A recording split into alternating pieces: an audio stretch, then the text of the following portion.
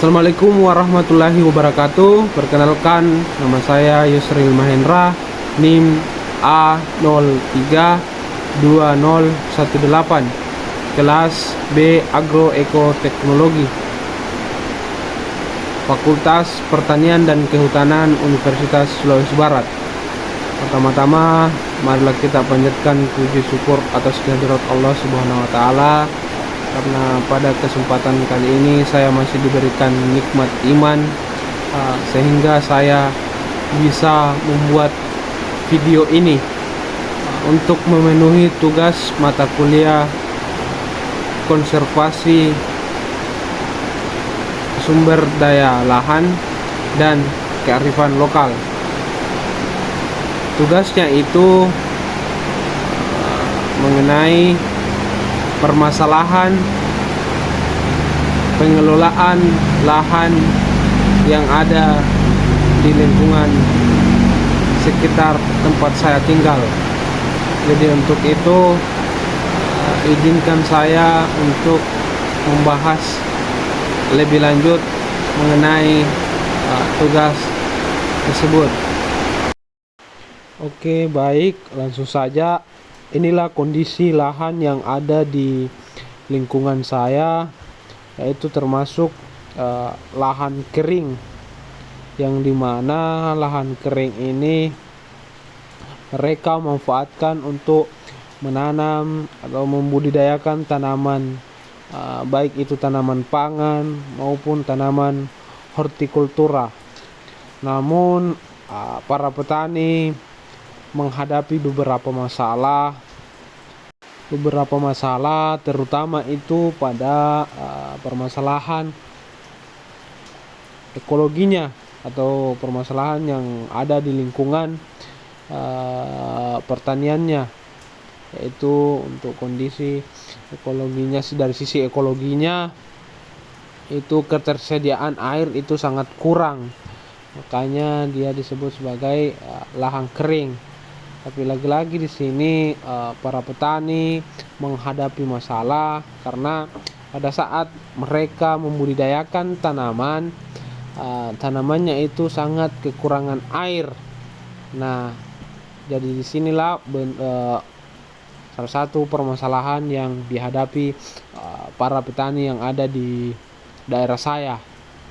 Untuk itu saya membuat video ini untuk membahas mengenai permasalahan, kemudian bagaimana cara salah satu cara untuk menangani permasalahan tersebut dengan melihat dari kondisi atau kearifan lokal yang ada di daerah saya. Nah, untuk menyelesaikan salah satu permasalahan yang dihadapi oleh petani untuk mengolah lahan yang ada di daerah saya, yaitu untuk membuat pengembangan atau strategi pengembangan yang bisa dilakukan oleh para petani untuk mendapatkan air, yaitu biasa menurut yang saya baca di internet, menurut Subagiono dan kawan-kawan 2004, yaitu tindakan ini diarahkan untuk mengusahakan pengurangan atau runoff dan peningkatan cadangan air pada zona perakaran tanaman baik musim maupun tanaman tahunan. Langkah yang bisa diambil itu berupa pemanenan air permukaan dan mengurangi evaporasi. Itu menurut Subagiono dan kawan-kawan 2004. Yang dimana itu teknik pemanenan air ini maksudnya adalah tindakan menampung air atau tindakan menampung air hujan dan aliran permukaan untuk disalurkan ke tempat penampungan sementara dan atau tetap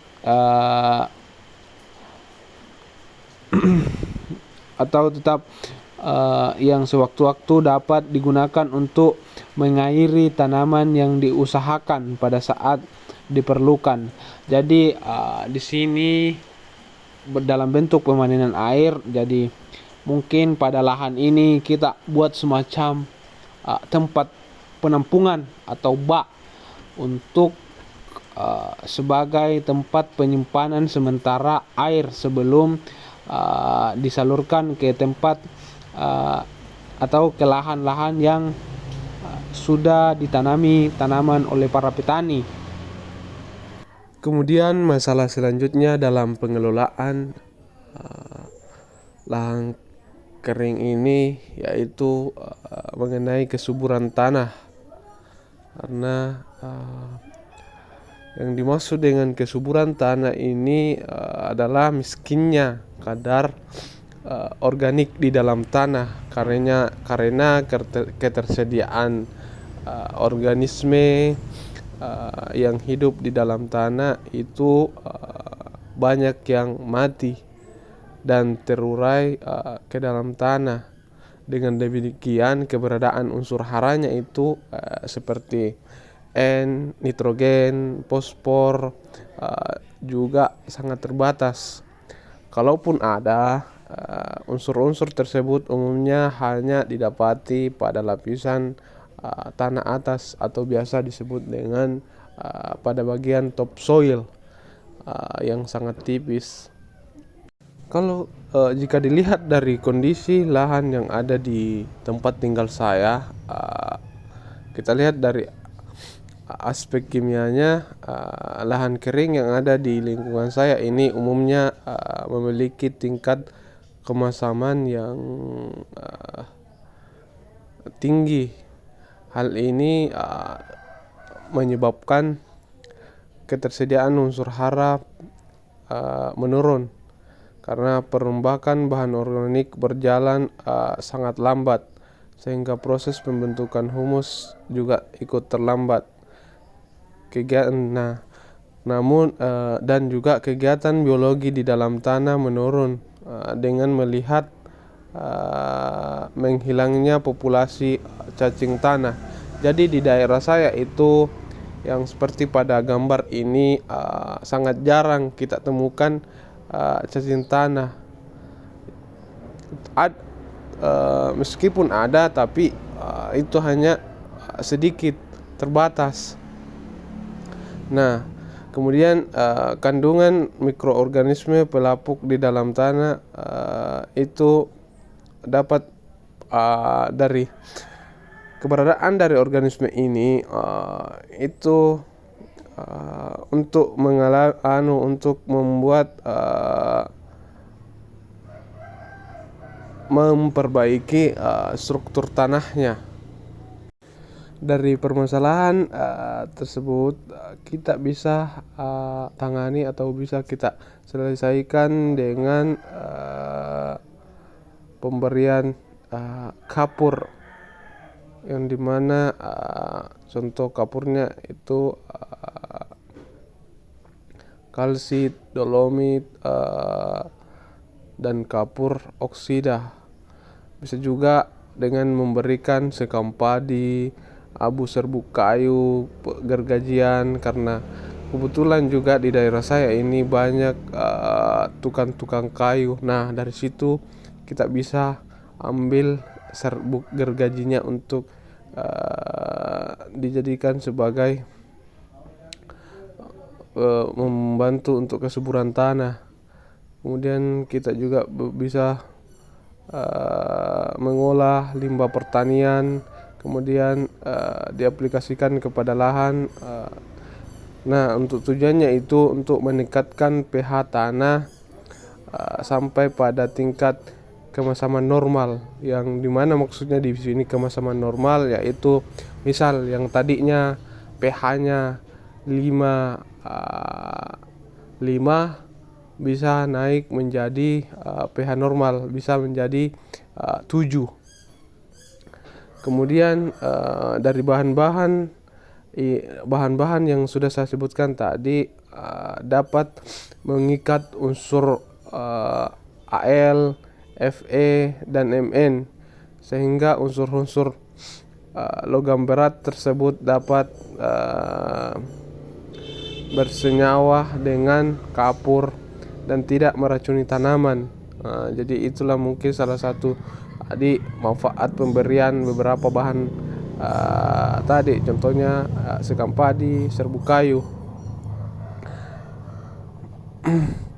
Sedangkan untuk pengelolaan unsur hara untuk agar tersedia di dalam tanah, biasa kita lakukan dengan cara pemberian pupuk hayati, entah itu pupuk kompos ataupun pupuk kandang. Nah, dari pemberian itu akan terbukti mampu meningkatkan hasil tanaman pangan maupun tanaman hortikultura yang ada di daerah saya sendiri. Mungkin itu saja yang saya bisa sampaikan. Kurang dan lebihnya mohon dimaafkan. Wabillahi taufiq wal hidayah. Wassalamualaikum warahmatullahi wabarakatuh.